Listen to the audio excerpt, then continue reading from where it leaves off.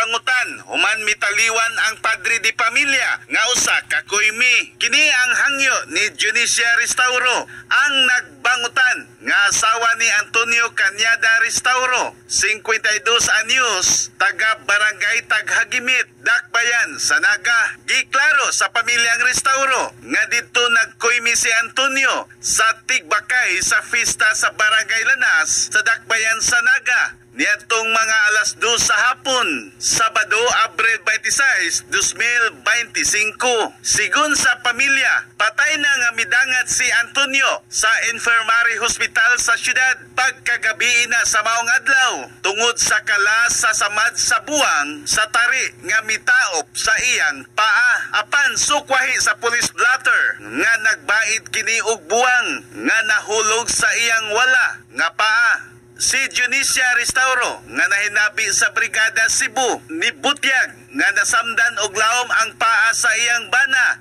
tungod sa nitaroy nga tari sa manok samtang siya nagkuymi. Sigun sa istorya sa mga sugarol, nagtuo siguro ang kuymi nga namatay ang manok apan dihang gipunit nilabok pa ug ang tari mitaroy sa paa sa kuymi nga si Antonio. Si Lanas Barangay Captain Emily Barecuatro ni kumpirmar sab sa maong hitabo ug miklaro nga walay permit ang maong tigbakayan sa barangay nga naatol sa ilang fiesta. Nahimong kontrobersya ang hitabo tungod sa duha ka managlahi nga version sa pamilya sa biktima ug sa police blotter sa Naga Police Station nga nagbait og tari ang biktima ug mao na lang ang ilang nahibawan nga patay na kini sa dihang nitaho kanila ang kauban nining igsuon nga mao'y nidala sa kuymi sa Tambalanan. Tungod sa version sa police blotter sa Naga Police Station, daghan ang misaway sa maong kuymi. Hinungdan nga dili madawat sa pamilya nga sawayon ang kamatayon sa padre de pamilya nga usa ka